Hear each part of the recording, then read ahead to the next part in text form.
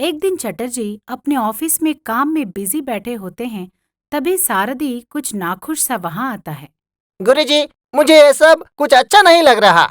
क्या अच्छा नहीं लग रहा सारथी? मैं आपके यहाँ 5 साल से असिस्टेंट की तरह काम कर रहा हूँ। आपका इतना बड़ा नाम हुआ, पर मेरा क्या हुआ? मैं आज भी असिस्टेंट ही हूँ। इसलिए मैंने सोच लिया है कि मैं भी अब अपना डिटेक्टिव ऑफिस खोल लूंगा। आगे बढ़ने की इच्छा रखना बहुत अच्छी बात है सारथी, पर इसके लिए तुम कितने तैयार हो ये तुम्हें साबित करना होगा। मैं तुम्हें एक सवाल पूछता हूँ, उसका जवाब दे दो। हाँ गुरुजी, पूछिए। 2 लोगों पर एक हत्या का आरोप लग गया। असली हत्यारे का पता कैसे लगाओगे? उसमें पता लगाना क्या है गुरुजी? दोनों को अच्छी से पूछ ले तो वे ही सच्चाई से बता देंगे ना। इस पर चटर्जी जोर से हंसने लगते हैं। आश्चर्य से सारदी, आप हंस क्यों रहे हो गुरुजी? तेरी इतनी समझदारी को देखा जाए तो आने वाले 10 सालों तक तुझे मेरा शिष्य बनकर ही काम करना पड़ेगा। सारथी शर्मसार हो जाता है। तभी एसआई अविनाश का कॉल आता है। बोलिए अविनाश जी, कैसे कॉल किया?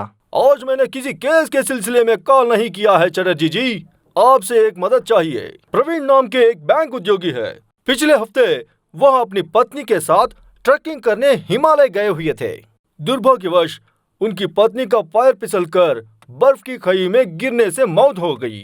बर्फ की खाई इतनी गहरी थी और उनका शव पूरी तरह से बर्फ में घक चुकने के कारण बॉडी नहीं मिल पाई।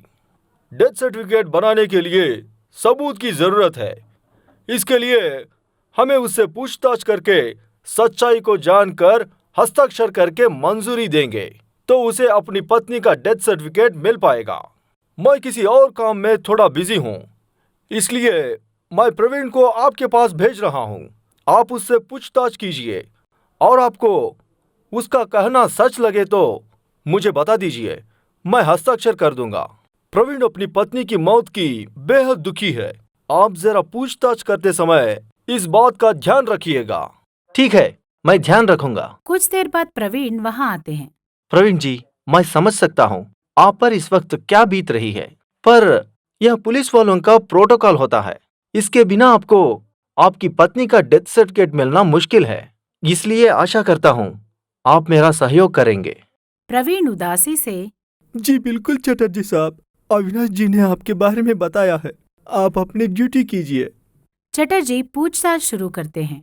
आखिर यह सब हुआ कैसे? दरअसल पिछले हफ्ते हमारी शादी की सालगिरह मनाने के लिए हमने तय किया था कि हिमालय में ट्रैकिंग करने चलते हैं।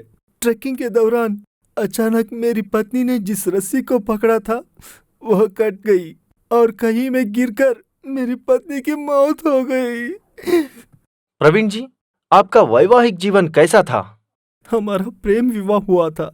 उसके पिता ने धमकी देकर कहा था कि दहेज भी नहीं देंगे, पर मैंने सोचा था कि मेरी पत्नी ही मेरे लिए काफी है।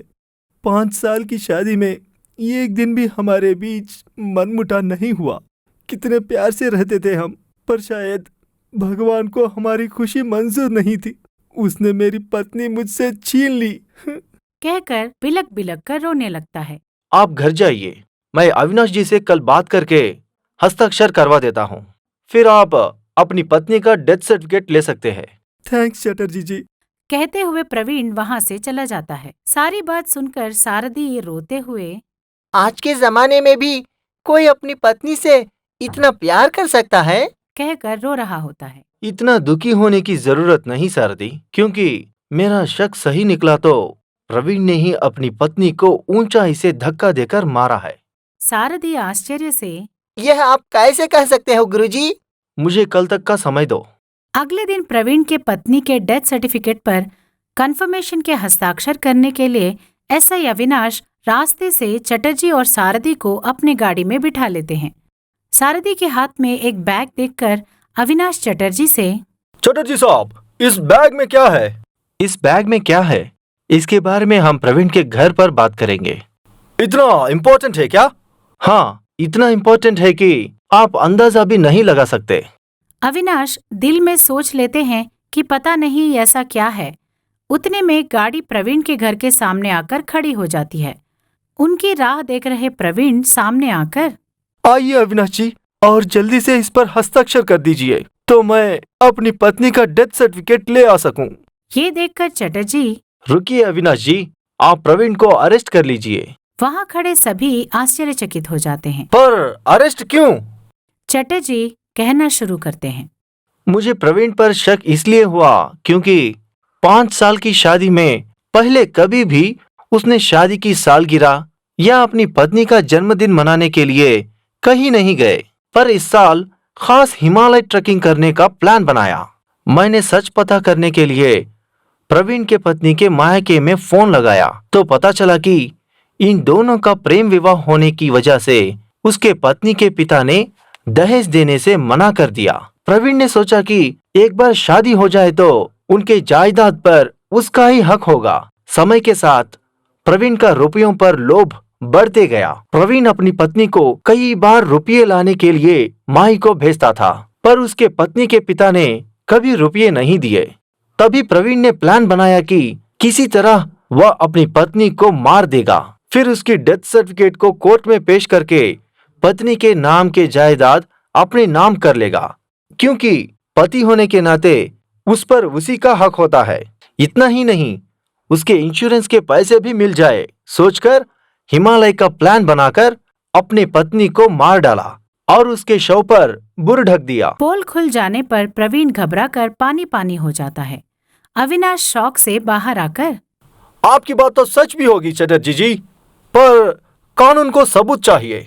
सिर्फ इन बातों से हम ये प्रूव नहीं कर सकते। आप भी कैसे बात कर रहे हो अविनाश जी? मैं सबूतों के बिना मैं इतना कुछ कैसे कह सकता था? कहते हुए बैग से एक पेपर निकालकर अविनाश को देते हुए, ये कल प्रवीण ने अपनी पत्नी के पिता से की हुई बात की रिकॉर्डिंग। ये है बैंक जॉब से रिजिग्नेशन लेटर, जिसके बाद प्रवीण अपना खुद का बिजनेस स्टार्ट करना चाहता था। ये है लोन एप्लीकेशन लेटर और सबसे इम्पोर्टेंट ये ट्रैवल टिकट्स जो कि प्रवीण ने बुक किए थे, जिसमें जाने के 2 टिकट और वापस आने का सिर्फ 1 टिकट बुक किया, क्योंकि इसने सोचा रिटर्न में पत्नी तो रहेगी नहीं, तो उसने सिर्फ अपने नाम की टिकट ली। कहते हुए एक एक करके सारे सबूत अविनाश के हाथ में देते हैं। इन सारे सबूतों से अविनाश भी इस नतीजे पर पहुंचता है कि प्रवीण ने ही अपनी पत्नी को मारा है और कांस्टेबल से कहकर प्रवीण को अरेस्ट करवाते हैं। फिर चटर्जी की ओर मुड़कर, आज तक आपने सॉल्व किए हुए केसेस एक तरफ तो आज का केस एक तरफ। आपने इस सच का पता नहीं लगाए होते तो उस बेचारी औरत को न्याय नहीं मिलता। थैंक्स, आपका फ्रेंड होने का गर्व है मुझे। यूं दोनों हैंडशेक करते हुए बाहर निकल जाते हैं। सरदी, तुम्हें इससे ये समझना चाहिए कि किसी भी केस में शुरुआत में सभी पर शक करो, फिर धीरे धीरे सबूतों को इकट्ठा करते हुए असली मुजरिम तक पहुंचो। कहते हुए दोनों अगले केस की ओर चल देते हैं।